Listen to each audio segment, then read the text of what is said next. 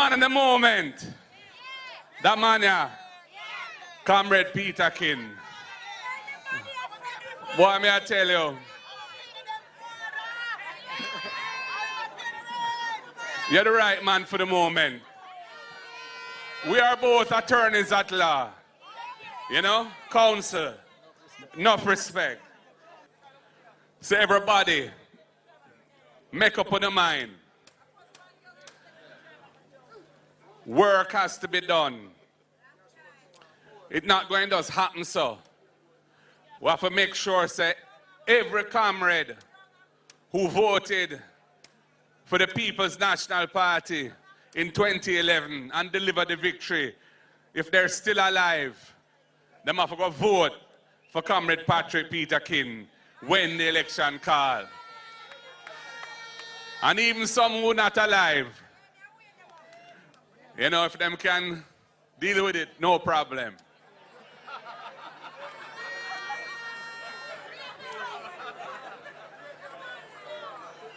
Because as them say, we name power. Power party. Madam Speaker, may I just inquire? A couple of weeks ago, the Speaker of the House had indicated that there were reports from the Auditor General concerning matters relating to the National Works Agency as well as PICA. Last week, the PICA report was tabled on the basis that it's an executive agency. I'm asking, why has the National Works Agency audit report not been tabled on the same grounds? The audit report for the National Works Agency is being tabled today. That's the discussion I was just having with the clerk, and it is on its way up for tabling. So there is nothing being hidden.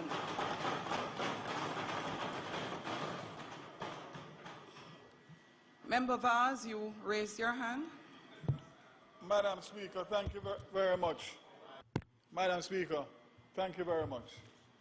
I entered during the members' discourse with you in relation to the filing and tabling of reports. And I quickly inquired whether or not the member, leader of the opposition, had made any discourse or said anything in relation to his recent utterances on the political platform.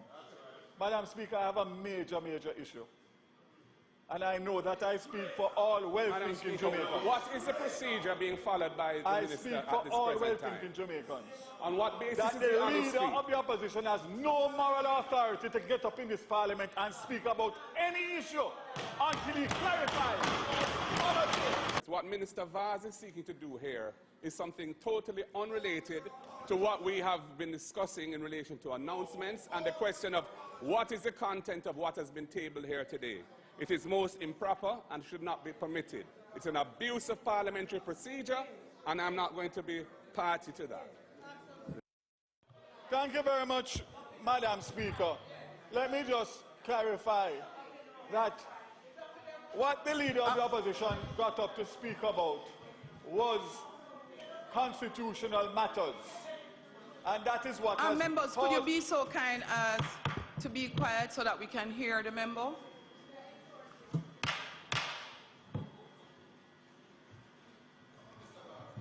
Minister Vaz. Thank you very much, Madam Speaker. No, I'll repeat. What and the reason why I have gotten up is because of the fact that the leader of the opposition got up to address matters that related to the Constitution. That's what got me. And I'm saying very simply that the decent, right thing to do, coming to the Parliament on the heels of that unfortunate statement, which is not theoretical or unfathomable, because it used to happen in the 70s. And that's why the Electoral Commission of Jamaica, which is named today, has done all these work over the decades to make sure that that is a thing of the past and is never brought back to the fore. So,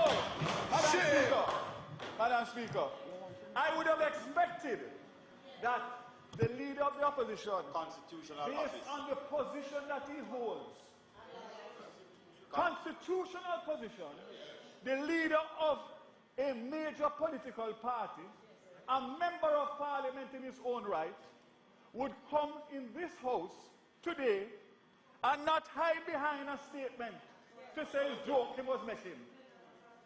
Have the decency and the respect to get up and clarify it himself, and if he needs to apologize, apologize.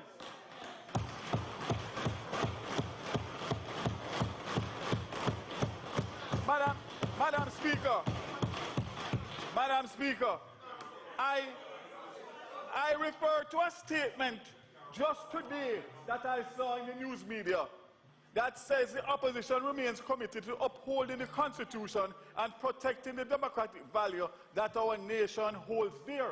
His utterances go in full contrast to that statement.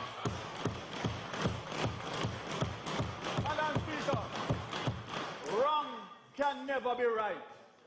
Whether you hide behind it or you don't hide behind it. Madam Speaker, To the leader of the opposition Madam today, Speaker, and I a rise. member of parliament, Madam that he must Speaker. do the right thing before he gets up and speaks on Madam any other Speaker. issue in this parliament. And No, Madam Speaker, with all due respect. No. at large. What he did and said Madam is Speaker. unacceptable in any country and any democracy. You, Madam Speaker. Hold a moment. Hold a moment. Madam Speaker, I believe we're being abused in here. And I believe Madam Speaker, I that am if on this my feet. continues, a motion to sanction the leader of opposition is in order. Madam Speaker, I actually enjoy being heckled. Madam Speaker, Madam I am Speaker, on my feet. you have Member spoken. Member I Robertson. think member should take his Member seat. Caldwell. Member Phillips. I Member believe, Phillips, take Madam a seat. Speaker, Turn off if the this mic. continues, Member we are Robertson. going to have to Take a move a seat, motion take a seat. to sanction Member the Robertson. leader of the opposition. In Member Vaz determining that he needed to get up and discuss the legitimacy of you as opposition leader, speaking as it relates to constitutional issues, having made a statement that seems to imply you want the dead to vote. So the discussion has started. I have to be fair and balanced and even-handed and allow you all to speak. Madam Speaker, the leader of the opposition made a comment yesterday, responding to the comments he made on the platform. So everybody, make up your mind. Work has to be done. It's not going to just happen so. We have to make sure that every comrade who voted for the People's National Party in 2011 and delivered the victory, if they're still alive, they have to go vote for Comrade Patrick Peterkin when the election call. And even some who are not alive, you know, if them can deal with it, no problem.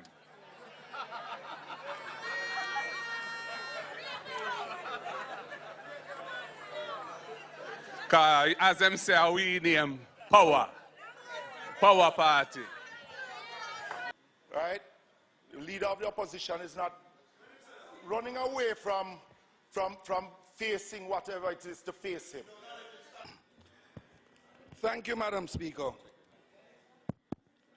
Madam Speaker, it has been reported widely that a constitutionally recognized member of this House has made comments that we believe on this side will at a later date, a later time, may give reason for us to rise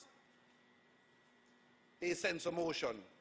We believe the comments go far against our Constitution, our laws, and I believe at this point the decent thing to do is for me to call on him to make an apology and to withdraw those comments. Personally, Madam Speaker, in this House, I believe that he has to be more responsible on his platforms of what the utterances of individuals on his platforms, because I believe that we don't want to see our country taken back to the days where our electoral process is suspected. Madam Speaker, I do believe that his attitude in here is wrong, and the comments that I have heard, but I will not repeat. I will wait on that motion at a later time to deal with it, because I believe he needs to be a lot more responsible on his platforms.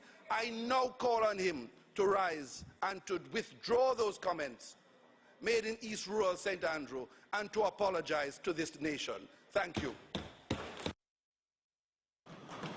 Member Vaz.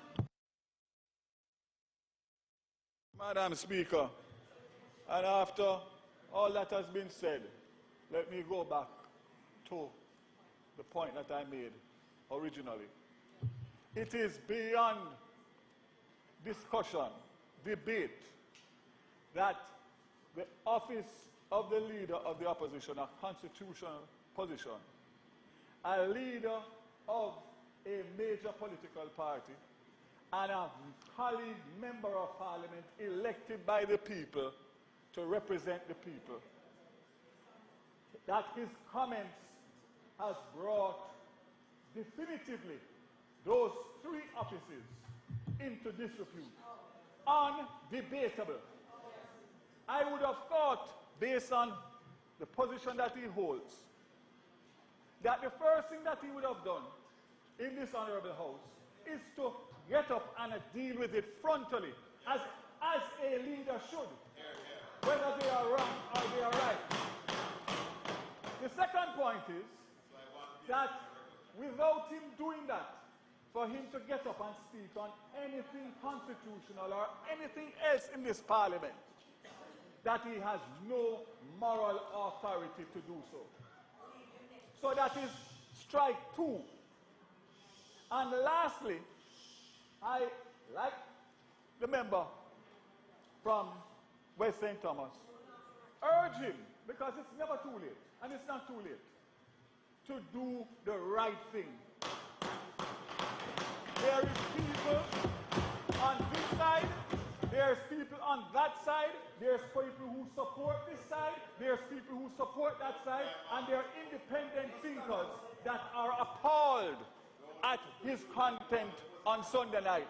Regardless of whether it is on a political platform or not, that type of discourse and those type of comments, as I said before, Madam Speaker, it is not theory that he's talking about.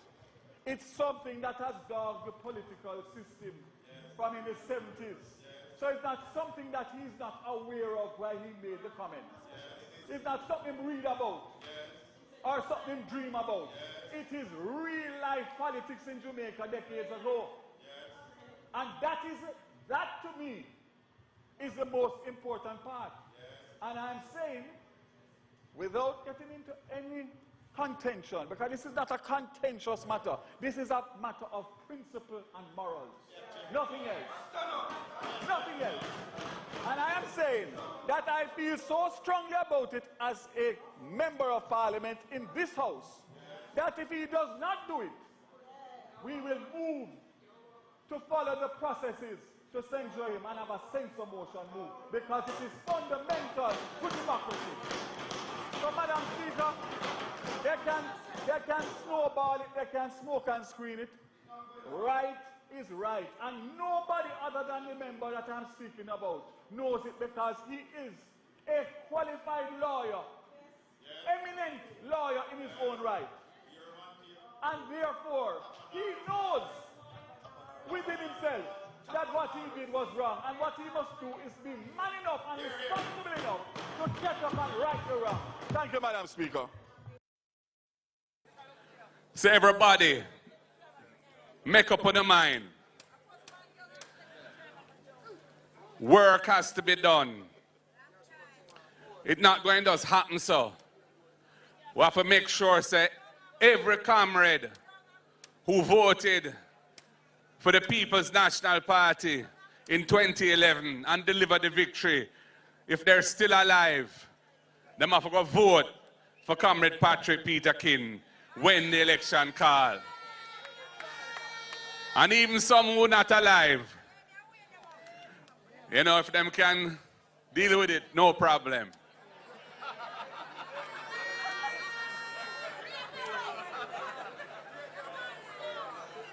Because as them say, we name power. Power party. PNP President Mark Golding has apologized for his comment regarding dead people voting on the political platform last weekend. Now, he was speaking during a PNP press conference earlier this morning. This comes after several days of backlash over the controversial comment. Withdraw and retract those remarks. I am fully committed to Jamaica having a free and fair electoral system so that our democratic elections are conducted to the highest standards of fairness, and fully committed to the elimination of all forms of electoral malpractice. And therefore, I have no hesitation in withdrawing those remarks, which, as I said, were not intended to be taken seriously, but apparently have been taken seriously in some quarters. House Leader, would you like to make a comment in wrapping up this discussion, Madam House Leader? Speaker, so as to allow the Minister of Education to make a statement at this time. May it please the Madam Speaker.